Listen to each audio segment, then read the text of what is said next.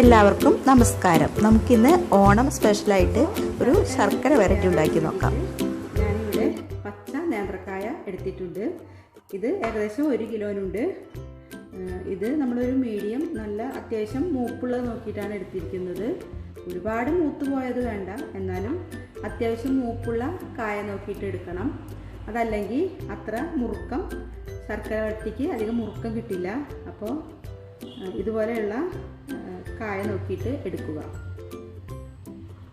ഇത് നമുക്ക് ഒന്ന് പൊളിച്ചെടുക്കാം. ഇതിൻ്റെ 2 സൈഡും കട്ട് ചെയ്തതിന് ശേഷം നമുക്ക് ഇങ്ങനെ തൊലി പൊളിച്ച് എടുക്കാവുന്നതാണ്.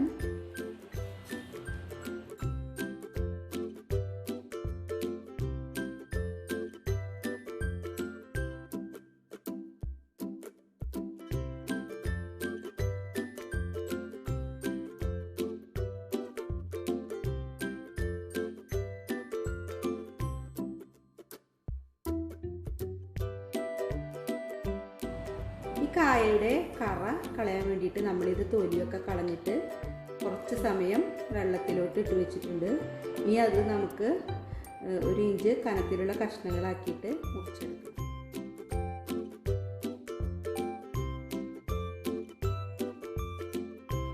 ഈ കായ നമ്മളിവിടെ മുഴുവനായിട്ട് മുറിച്ച് വെച്ചിട്ടുണ്ട്.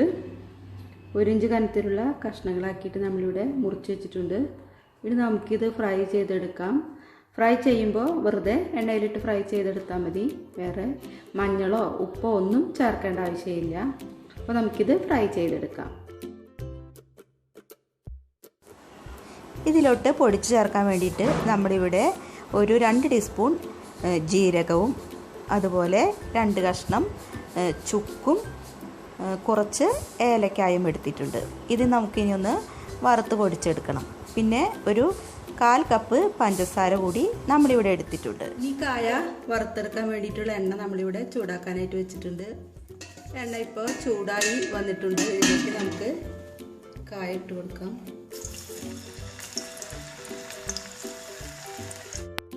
ഈ കായ അപ്പോൾ ഏകദേശം ഒരു ഗോൾഡൻ ബ്രൗൺ നിറമായിട്ട് ഫ്രൈ ആയിട്ട് വന്നിട്ടുണ്ട്. ഇനി നമുക്കിത് കോരിയെടുക്കാം.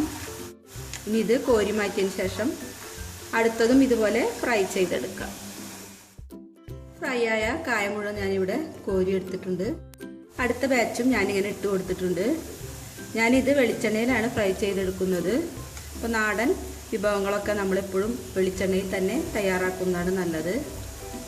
അപ്പോഴാണ് അതിൻ്റെ ഒരു ടേസ്റ്റ് കിട്ടുകയുള്ളൂ. അപ്പോൾ നാടൻ വെളിച്ചെണ്ണയിൽ തന്നെയാണ് ഞാനിത് തയ്യാറാക്കിയെടുക്കുന്നത്. ഇനി ഇതുകൂടി നമുക്കിതുപോലെ ഓരോന്നായിട്ട് ശർക്കര വരട്ടി തയ്യാറാക്കാൻ വേണ്ടിയിട്ട് നമ്മളിവിടെ ഏകദേശം 3/4 കിലോയോളം ശർക്കര നന്നായിട്ട് തിളപ്പിച്ച് ഉരുക്കി അരിച്ചെടുത്തിട്ടുണ്ട്.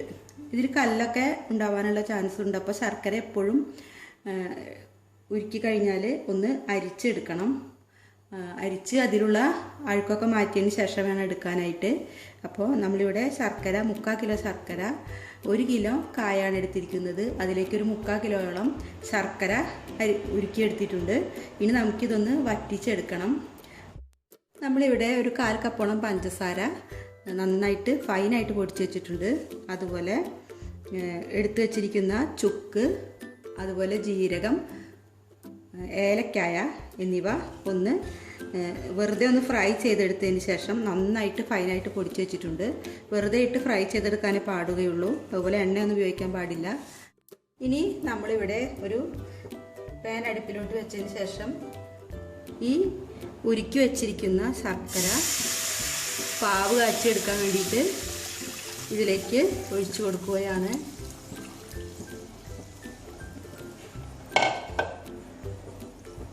ഇനി ഇത് നന്നായിട്ട് തിളപ്പിച്ച് വറ്റിച്ചെടുക്കുക. ശർക്കര പാനി ഇവിടെ റെഡിയായി വരുന്നുണ്ട്. ഇനി ഇത് കുറച്ച് വെള്ളത്തിലേക്ക് ഒഴിച്ച് നോക്കിയാൽ ഇതങ്ങ് ഉരുണ്ട് വരും. അപ്പോഴാണ് ഇത് റെഡിയായ പാകം. അപ്പോൾ നമുക്ക് കുറച്ച് വെള്ളത്തിൽ ഒഴിച്ച് നോക്കിയാൽ സെപ്പറേറ്റ് ആയിട്ട് ഇങ്ങനെ ഉരുണ്ട് വരും. ഇനി നമ്മൾ പൊടിച്ചു വച്ചിരിക്കുന്ന ഏലക്ക, ചുക്ക്, നല്ല ജീരകം പൊടി നമുക്ക് ഇതിലേക്ക് ചേർത്ത് കൊടുക്കാം. ഒരു 3 ടീസ്പൂണോളം ഞാൻ ചേർത്ത് കൊടുക്കുന്നുണ്ട്. ഇതൊന്ന് മിക്സാക്കി എടുത്തതിന് ശേഷം നമുക്ക് വറുത്ത് വെച്ചിരിക്കുന്ന കായ ഈ ശർക്കര പാവിലേക്ക് ഇട്ട് കൊടുക്കാം.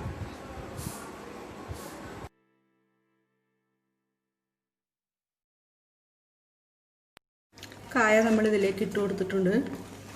ഇനി നന്നായിട്ട് ഇളക്കിയിട്ട് മിക്സ് ചെയ്തെടുക്കാം. ഈ ശർക്കര എല്ലാ ഭാഗത്തേക്കും എത്തുന്ന രീതിയിൽ നന്നായിട്ട് നമ്മൾ മിക്സ് ചെയ്ത് കൊടുക്കണം. അപ്പോഴാണ് എല്ലാ കഷ്ണത്തിൻ്റെ മുകളിലും ശർക്കര പിടിക്കുകയുള്ളൂ. അപ്പോൾ മിക്സിങ് നല്ലവണ്ണം ശ്രദ്ധിക്കണം, ഇല്ലെങ്കിൽ ഇത് കട്ട പിടിച്ചു പോവും. അതുപോലെ ശർക്കര എല്ലാ കഷ്ണത്തിൻ്റെ മുകളിലും പിടിക്കില്ല. നന്നായിട്ട് തന്നെ മിക്സ് ചെയ്ത് കൊടുക്കണം.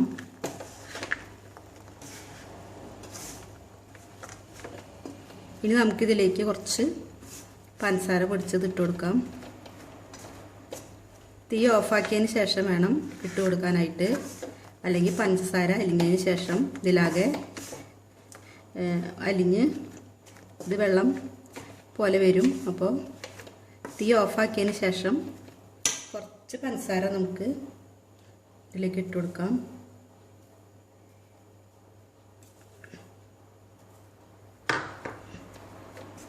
ഇനി ഒന്ന് മിക്സ് ചെയ്ത് കൊടുക്കാം.